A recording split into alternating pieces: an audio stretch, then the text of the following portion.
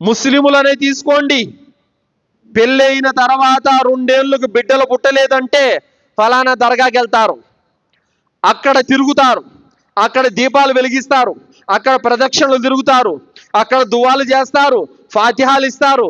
పుట్టలేదనుకో jump 2 దర్గాకి, ఇంకా అక్కడ ఇంకొక వెళ్తారు, అక్కడ 1 సంవత్సరం తిరుగుతారు, అక్కడ పుట్టలేదనుకో ఇంక కశ్మీర్ దర్గాకి వెళ్తారు, అక్కడ లేదనుకో అజ్మీర్ దర్గాకి వెళ్తారు. అల్లాహ్ సుబ్హానహు వ తఆలా ఏమంటున్నాడు?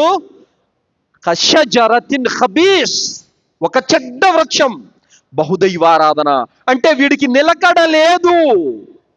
ఈ దేవుడి దగ్గర బిడ్డలు పుట్టలేదంటే ఇంకో దేవుడు, ఆడ పుట్టలేదంటే ఇంకో దేవుడు, ఆడ పుట్టలేదంటే ఇంకో దేవుడు. చూసారా? ఆ చెడ్డ చెట్టు ఎలాంటిదంటే చిన్న గాలి పడమర వైపు దోలితే ఇలా వంగుతుంది, చిన్న గాలి తూర్పు వైపు దోలితే ఇలా వంగుతుంది, చిన్న వాన వస్తే పడిపోతుంది. ఇలాంటి వాడు బహుదైవారాధకుడు.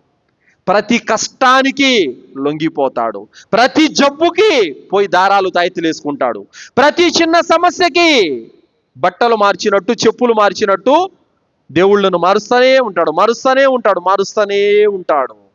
ఇలాంటి వాడు. సో కాబట్టి అల్లాహ్ సుబ్హానహు వ తఆలా పరిశుద్ధ వచనమైనటువంటి లా ఇలాహ ఇల్లల్లాహ్ను ఒక బలమైన వృక్షంతో పోల్చాడు. మన విశ్వాసం కూడా బలమైన వృక్షంలాగా ఉండాలి, బలమైన మానులాగా ఉండాలి. ఏ ఉరుముకు కానీ, ఏ మెరుపుకు కానీ, ఏ వానకు కానీ, ఏ గాలికి కానీ తొణకకూడదు. ఎన్ని కష్టాలు వచ్చినా, ఎన్ని బాధలు వచ్చినా, ఎన్ని సమస్యలు వచ్చినా, ఎన్ని ఇబ్బందులు వచ్చినా అల్లాహ్ వైపునకే నీ చేతులు వేయాలి తప్ప రోగం వచ్చిందని ఒక దర్గా దగ్గరికి, జబ్బులు వచ్చాయని ఇంకో సమాధి దగ్గరికి, ఇంకో చోటికి మారకూడదు సోదరులారా. ఇది భక్తి అనరు దీన్ని. అంటే ఇక్కడ నీకు బిడ్డలు పుట్టలేదని చెప్పేసి వేరే చోటికి జంప్ అయిపోయావు అంటే ఇతను వేస్టా? ఇంకా ఇతను వేస్టా? వాస్తవానికి ఇంతమంది దేవుళ్ళు లేరు, ఉన్నది ఒకే ఒక్క సృష్టికర్త. కాబట్టి మనలో కూడా మార్గమేదో, సత్యమేదో, అసత్యమేదో, నిజమేదో, అబద్ధమేదో తెలుసుకోవాల్సినటువంటి అవసరం ఎంతైనా ఉంది. ఎవరైతే ఏముందిలేండి, ఎవరిని మొక్కితే ఏముంది, ఏం మాట ఇది? ఎవరిని మొక్కినా ఆయన మొక్కినట్టేనా అని గ్రంథాలు ఎక్కడైనా చెప్పాడా? మీరు ఒక రూపాన్ని చేసుకోండి, దానికి చెయ్యండి, దానికి చేస్తే నాకు చేసినట్టే అని చెప్పేసి ఎక్కడైనా మీకు గ్యారంటీ ఇచ్చాడా? ఏ గ్రంథంలో కూడా మీకు ఇది కనపడదు సోదరులారా. మీరు ఫిరౌను మొక్కితే నన్ను మొక్కినట్టే అని అల్లాహ్ ఎక్కడా చెప్పలేదు. మీరు ఒక ప్రతిమను మొక్కితే నాకు మొక్కినట్టే అని ఎక్కడా చెప్పలేదు.